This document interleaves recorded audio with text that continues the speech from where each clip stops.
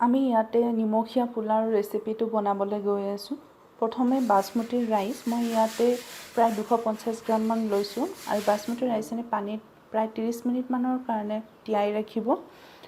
যেতিয়া আপুনি কোমল কোমল পাব চাউলখিনি উঠাই ল'ব আৰু শুকাবলৈ দিব। আৰু মই ইয়াতে এনেকৈ ৰাখিছোঁ যাতে পানীটো ওলাই যায়। আপোনালোকে ফেনৰ তলতো ৰাখিব পাৰে যদি সোনকালে শুকুৱাব লাগে। এই ৰেচিপিটোৰ কাৰণে আমি অলপ নিমখ লওঁ, চেনি, ইলাইচি, ডালচেনি কেইটামান, ৰেড চিলি, লং দুটামান, তেজপাত, ঘি, ৰিফাইন তেল, কাজু বাদাম, গাজৰ আৰু ৰ'জ ৱাটাৰ অলপ লৈ ল'ম। এতিয়া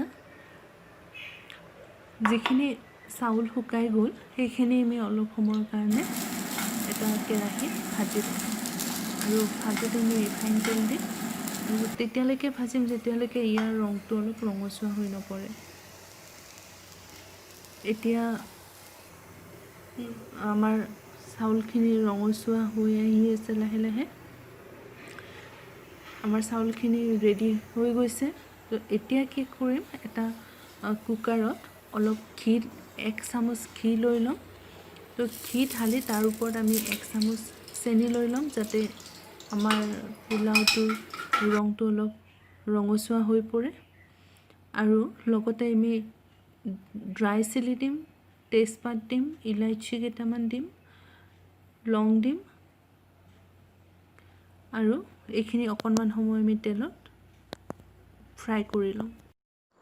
এতিয়া গোটেইখিনি তেলত মছলা দিয়াৰ পিছত আমি এতিয়া চাউলখিনি ইয়াত দি দিম আৰু চাউলখিনি অলপ সময়লৈকে আমি ইয়াতে ভালকৈ মছলাখিনিৰ লগত মিহলাই ল'ম। ইয়াৰ পিছত আমি 1.5 চামুচ নিমখ দি দিম যাতে ইয়াৰ সোৱাদটো নিমখীয়া হয়। আৰু কোনোবাই যদি মিঠা সোৱাদ ভাল পায় তেনেহ'লে চেনি দিব পাৰে। চেনিটো আপোনালোকৰ জোখমতে দি দিব।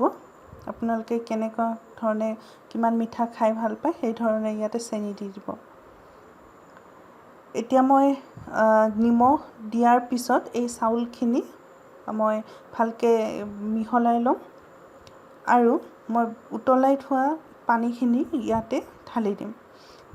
পানীখিনি দিওঁতে আপোনালোকে সাৱধান হ'ব যাতে পানীখিনি ইয়াৰ চাউলখিনিৰ লেভেলৰ ওপৰলৈ বেছি নাযায়। আৰু ছাইড বাই ছাইড মই কি কৰিম, ভেজিটেবলছখিনি ফ্ৰাই কৰি থ'ম আৰু লগত মই তাত কাজু দি পেলাই ফ্ৰাই কৰিম আৰু এইখিনি আধা সিজা হ'ব লাগে, সম্পূৰ্ণভাৱে সিজি যাব নালাগে।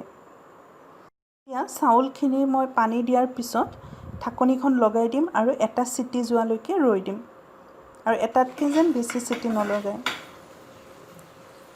ইয়াৰ পিছত মোৰ চাউলখিনি ৰেডি হৈ গ'ল আৰু লগতে ভাজিখিনিও ৰেডি হৈ গৈছে। এতিয়া মই ভাজিখিনি ইয়াতে মিহলাই দিম আৰু মোৰ লগত 3টামান কণী বইল কৰা আছিলে, সেইকাৰণে মই ইয়াতে মিক্স কৰি দিছোঁ। আপোনালোকে ইচ্ছা কৰিলে দিবও পাৰে, নিদিবও পাৰে।